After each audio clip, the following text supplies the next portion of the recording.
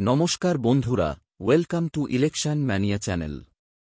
আজ আমরা আলোচনা করব ৯৯ নম্বর বাদুড়িয়া বিধানসভা কেন্দ্র নিয়ে। ২০১৪ সালের লোকসভা নির্বাচনে এই কেন্দ্র থেকে টিএমসির প্রাপ্ত ভোট ২৮.৬৮%, বিজেপির প্রাপ্ত ভোট ১৬.৬৮%, বামফ্রন্টের প্রাপ্ত ভোট ৩০.৪৯% এবং কংগ্রেসের প্রাপ্ত ভোট ২০.১১%। এই কেন্দ্র থেকে বামফ্রন্টের নুরুল হুদা তৃণমূলের ইদ্রিস আলীর থেকে ৩৩১৪ ভোটে এগিয়েছিলেন। ২০১৬ সালের বিধানসভা নির্বাচনে এই কেন্দ্র থেকে টিএমসির প্রাপ্ত ভোট ৩৮.৮৩%, বিজেপির প্রাপ্ত ভোট ৮.৯৯%, বামফ্রন্ট ও কংগ্রেসের মিলিত প্রাপ্ত ভোট ৫০.১৭%। এই কেন্দ্র থেকে কংগ্রেসের আব্দুর রহিম কাজী তৃণমূলের আমির আলীকে ২২,২৪৫ ভোটে পরাজিত করেন।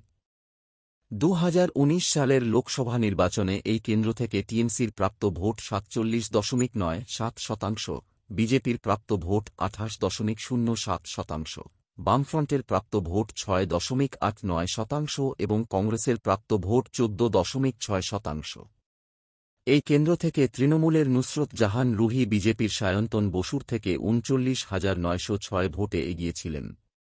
২০২১ সালের বিধানসভা নির্বাচনে এই কেন্দ্র থেকে টিএমসির প্রাপ্ত ভোট ৫১.৫৩%, বিজেপির প্রাপ্ত ভোট ২৫.০২%, বামফ্রন্ট ও কংগ্রেসের মিলিত প্রাপ্ত ভোট ২১.২৫%।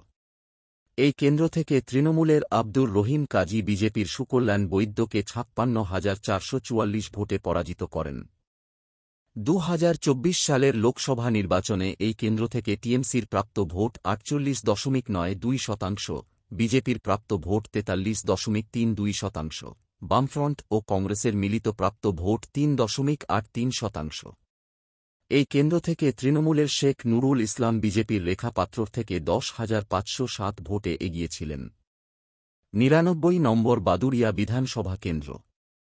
২০২৬-এর বিধানসভা নির্বাচনে এই কেন্দ্র থেকে সম্ভাব্য বিজয়ী কে হতে চলেছে? এই কেন্দ্রের মোট ভোটার ২,৩৫,০৪০। এই কেন্দ্র থেকে টিএমসির সম্ভাব্য প্রাপ্ত ভোট ১,৬২,৪৮২ এবং বিজেপির সম্ভাব্য প্রাপ্ত ভোট ৬৬,৩৩৮। ৯৯ নম্বর বাদুড়িয়া বিধানসভা কেন্দ্র। ২০২৬-এর বিধানসভা নির্বাচনে এই কেন্দ্র থেকে সম্ভাব্য বিজয়ী হতে চলেছে। এখন পর্যন্ত আলোচিত ২৩টি বিধানসভা কেন্দ্রের ফলাফল।